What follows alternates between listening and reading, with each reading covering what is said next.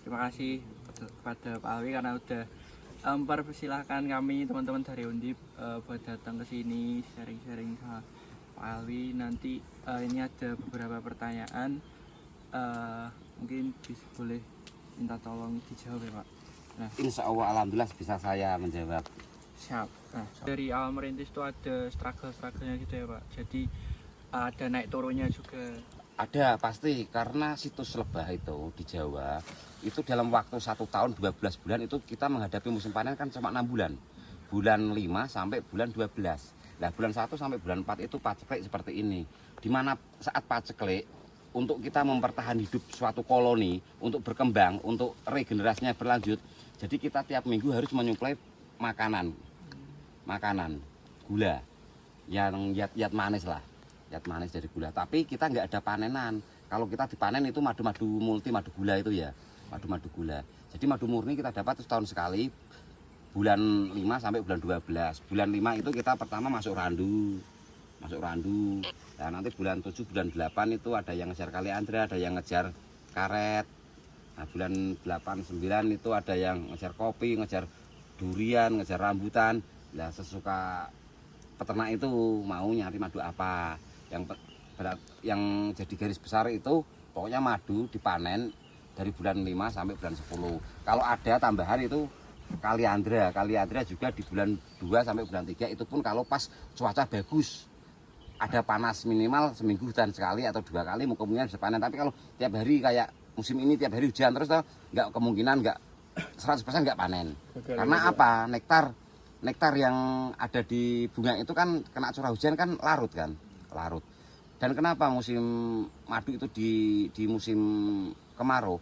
Karena boleh kita lihat dan kita buktikan jenis buah-buahan, entah itu durian, entah rambutan, entah itu kopi, entah itu randu, entah itu mangga, itu semua di musim kemarau ya kan. Musim hujan apa ada buah yang berbunga? Nggak ada.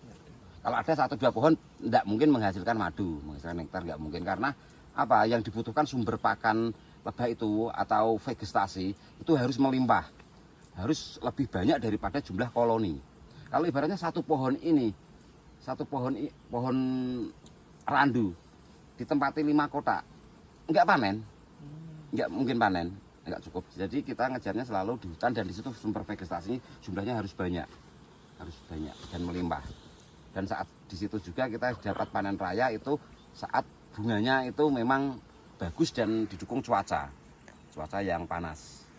Kalau saat musim randu udah masuk, kita pertengahan bulan 5 nanti masuk bulan 6 angkatan panen. Nah, di situ curah hujan masih tinggi, kemungkinan nggak panen. Jadi kayak apa ya? Orang-orang awam yang belum tahu itu kan biasanya kalau ada penjualan madu murah kan mereka tertarik. Padahal operasional kita dalam sewa lahan, terus penyirupan saat paceklik 6 bulan itu, operasional, BBM, makan, bayar tenaga, itu habis berapa duit. Terus kita dapat madu randu setahun sekali, masa kita jual 40-50 ribu 1 kilo? Kan enggak mungkin kan, enggak kena kalau kita hitung. Nah makanya madu itu kita prediksi dari harga dulu, kedua dari aroma dan rasa.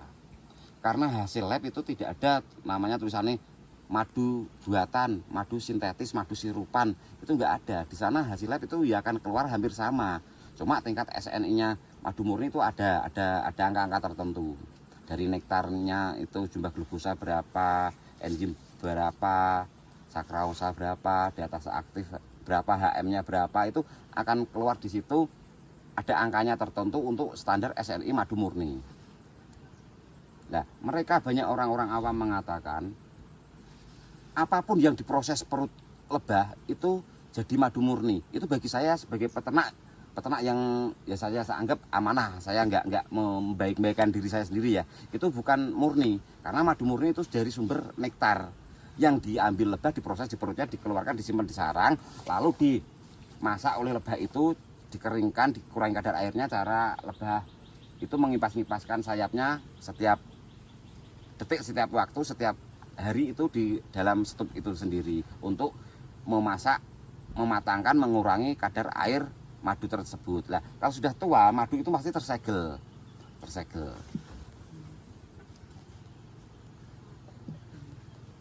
Oke, selanjutnya ini kan dalam satu koloni kayak gini tuh ada sistemnya sendiri lah di lebah itu. Mungkin ada ratu dan sebagainya. Mungkin boleh dijelaskan sedikit. Satu koloni dalam satu setup kotak seperti ini ya, seperti ini, itu terdiri dari ratu, lebah jantan dan lebah pekerja, ya, lebah pekerja. Nah di situ itu saling bekerja sama bareng,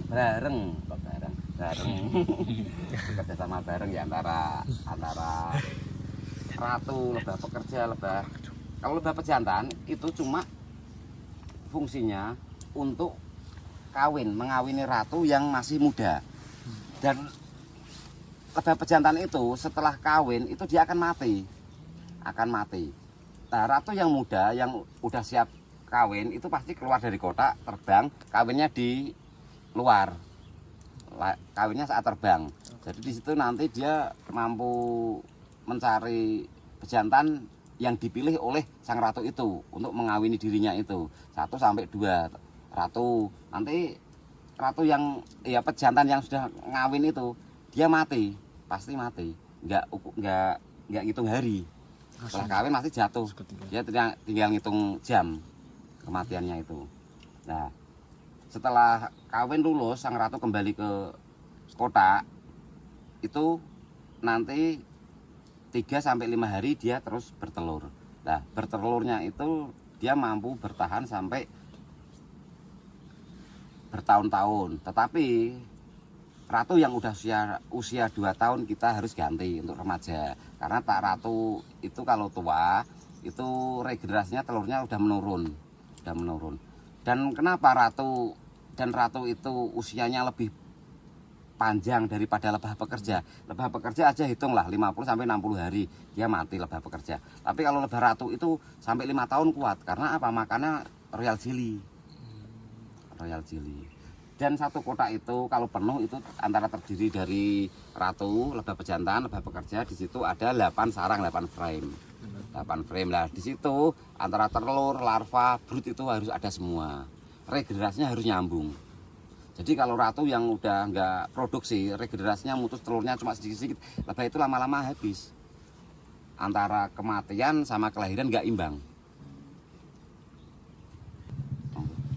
Tapi ini Pak, kan hasilnya ada banyak ya tadi, royal jelly, propolis dan sebagainya. Ya. Nah kalau dari peternakan Bapak sendiri itu, apakah hasil dari semuanya itu dikelola sendiri atau diberikan ke mungkin menjadi supplier ke pihak lain? Saat ini di Indonesia sendiri Mas, untuk produksi pengelolaan bee pollen itu belum ada. Kalau di luar negeri jelas ada. Padahal bee pollen itu tahu sendiri. Kandungan gizi bee pollen itu sangat luar biasa. Apa yang dibutuhkan tubuh kita itu ada di bee pollen. Jadi bee pollen 1 sendok itu melebihi 7 liter susu murni, 3 kilo daging sapi gizinya.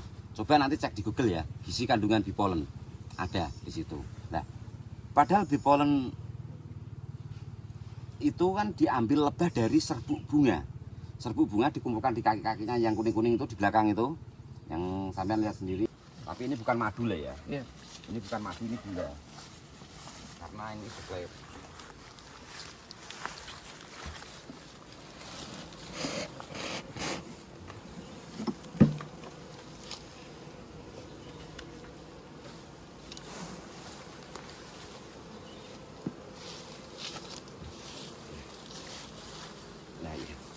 Nah, ini Mas, ini namanya feeder ya. Ini namanya feeder. Feeder ini kita sebagai tempat suplai makanan saat paceklik seperti ini. Ini namanya feeder. Cairan gula kita masukkan ke sini, nanti dihisap lebah, oleh lebah disimpan di sarang. Nah, disimpan di sarang seperti ini.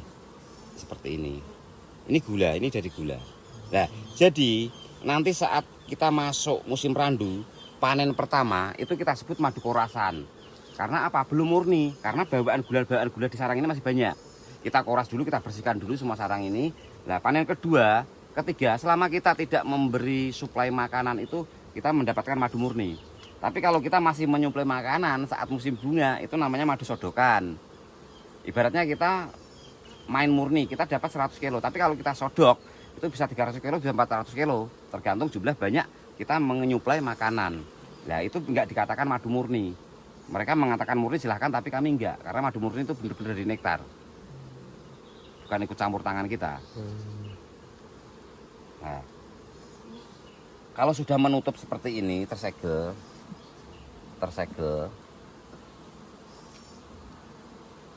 Kalau udah tersegel itu kita berani melakukan pemanenan. Nah, di sini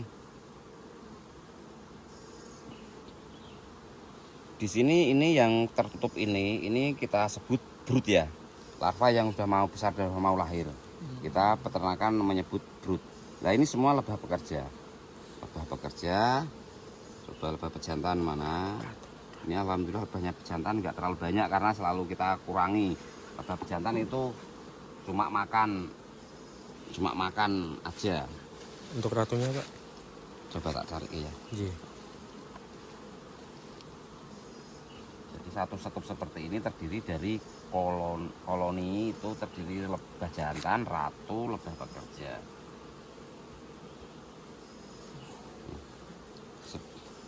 Seperti ini orang kalau nggak tahu kan, wah madu dalam madu sarang itu pasti murni, belum tentu. Madu sarang itu malah mudah dipalsukan. Nah, kalau seandainya ini kita masuk musim randu, musim bunga, kita wajib panen kalau udah nutup seperti ini. Udah nutup seperti ini kita wajib panen. Berarti madu asli ya, Pak? Mana? Yang itu. Ini gula. Oh, gula. Oh. Gula ini. Ini gula. Kalau kita nggak jujur ya Bilangnya murni. Tadi tak sebut ada madu korasan tadi kan. Ini nanti kan saat kita udah masuk musim randu kan, panen pertama kita sebut madu korasan. Karena kan bawaan-bawaan saat paceklik seperti ini banyak. Nah, lebah jantan itu hitam besar. Lebah pejantan ya. Kita cari lebah pejantan. Ini kalau brood seperti ini, ngeplat seperti ini, berarti ini ratunya masih bagus, produksinya masih kuat. Nah, lebah pejantan kan seperti ini. Ini lebah pejantan. Si ireng. Ini lebah pejantan.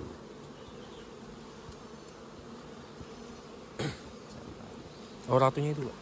Bawah ini kok. Mana? Bawah di situ, Pak. Mana? Ora bawah ini jelas tuh kan. Niku, Pak. Apa itu kupu-kupu itu. Itu kupu tawon ngarani. Itu nyurini madu. Ini yang sampean ke 100 nih. Ini ratu dari malah dan ini ratu dari Eropa ini. Enggak, ini kupu makan madu lebah. Ya, iya. Kalau ratu segitu ya nanti lebah enggak nyengat, nempeleng. Biar pakai. Kalau musim panen di Jawa Sumatera sama enggak? Enggak, kalau di Sumatera itu kalau memang di Sumatera itu hampir tiap bulan bisa panen karena di sana cuacanya enggak kayak di Jawa. Di sana ada kemarau berapa minggu panas, berapa hari nanti hujan. Jadi pancarobanya bagus di sana. Kalau di Jawa kan jelas 6 bulan hujan, 6 bulan kemarau. Ini manis ini, kalau mau manis. Kalau sampean belum tahu membedakan madu murni dan madu sirupan. Ini sampean tetap bilang madu. Bedanya apa? Bilang madu, enggak apa-apa coba di. manis ah. Ya manis kalau belum tahu membedakan madu itu percaya. Sama aja Mas. Sama saja manis toh, itu bukan madu. Logatmu sing bener. Madu itu tadi kan cuma kita deteksi dari aroma dulu. Aroma. Itu kan manisnya kan manis gula, manis sekali, nggak ada asam-asamnya, nggak ada sop-sopnya. Terus di tenggorokan kan nyegrak. Gatel lah. Itulah.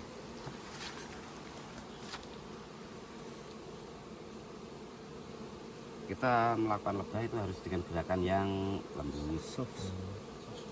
Gerakan yang lembut. Ya, semualah butuh kelembutan aslinya. Ngomong Asik. Enak itu. Tapi kalau diabetes jangan sekali-sekali ya. Kalau diabetes jangan. Tapi kalau sehat enggak apa-apa. Kalau sampean sehat, ini daripada gula ya bagus inilah, daripada gula asli. Kalau sehat. Kalau mata kotak ya tetap bagus itu.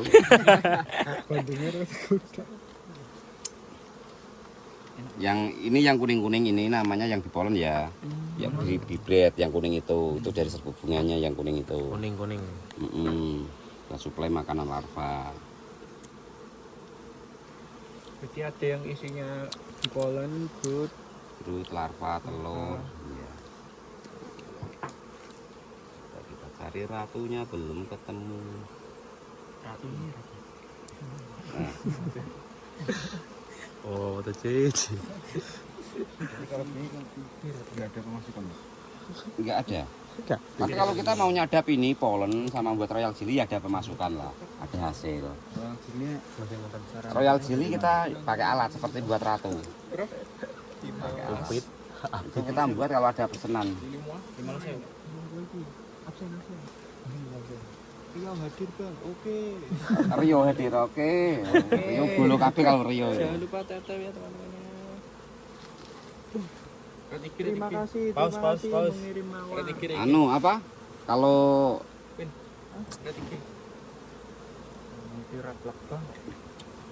ini kalau orang sehat makan enggak apa-apa, tapi kalau sakit jangan ya. Ini kuningnya Karena madu itu baju. karena madu itu kan intinya obat ya. Lah seperti ini nganu lebah apa? Nanti lahirnya jadi lebah pejantan. Ini beda ya sama ini ya. Ini nanti jadi lebah pekerja, ini lebah pejantan ini lah. Oh, yang belendu-belendu itu, Pak.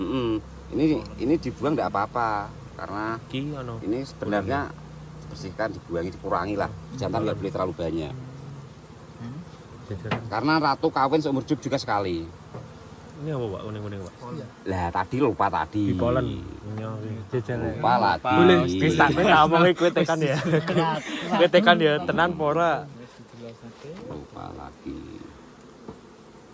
Ratu tuh dan. Ini tambahan sisiran tadi ini. Royal jelly. Ratunya agak susah karena paling di feeder itu. Malu. Enggak usah apa-apa. Nah ini ratunya ini. Iya benar. Oh. Ini lebih besar, corak warnanya beda, lebih panjang. Ini paling beda lah. Emang udah semua. Coro. Kok coro? Kalau pokoknya kalau ciri-ciri lebah sehat, enggak. Kalau lebah penyakitan itu ini pada lubang-lubang. Nanti larva itu pada putus kepalanya. Jadi kalau tutup rapi seperti ini, enggak ada yang terbuka. Buka itu lebah sehat. Dan brood seperti ini berarti menandakan ratu itu masih aktif, masih produktif.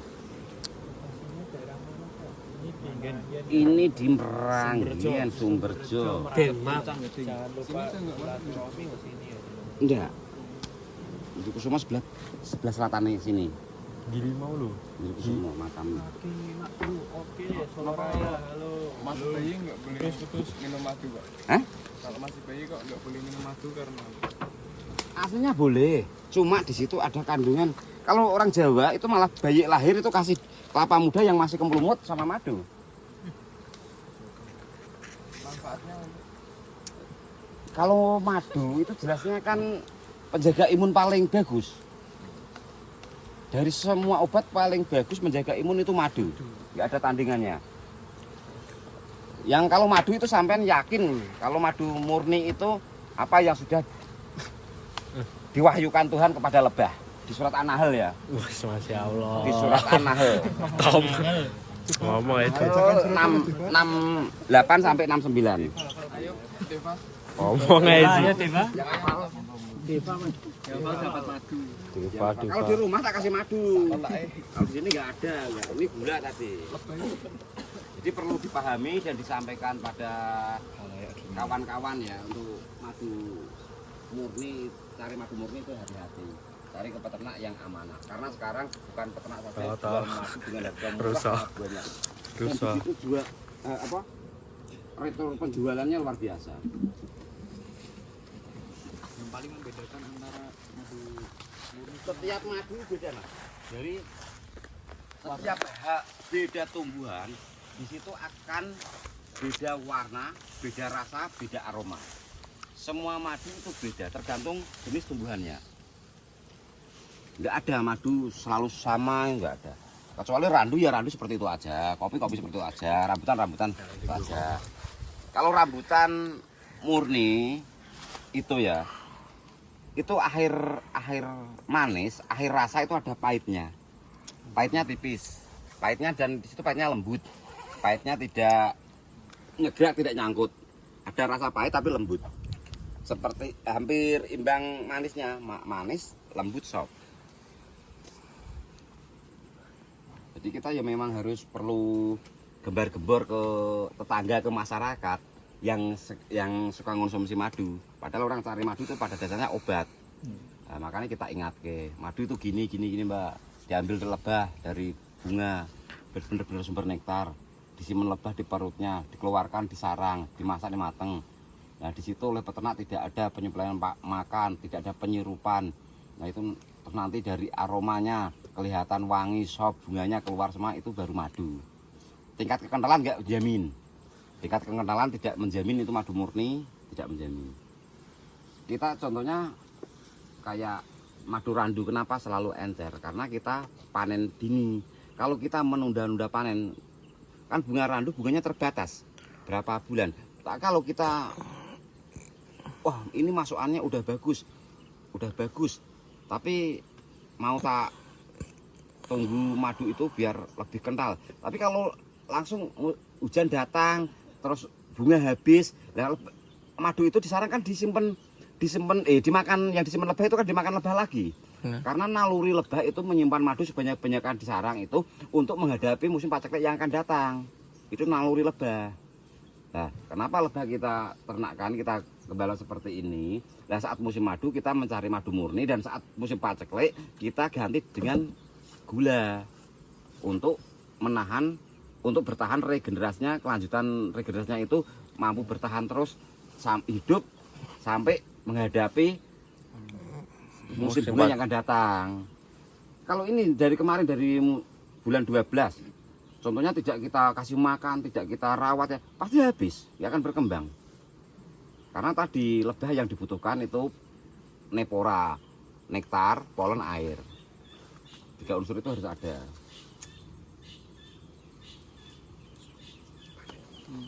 Ini Pak.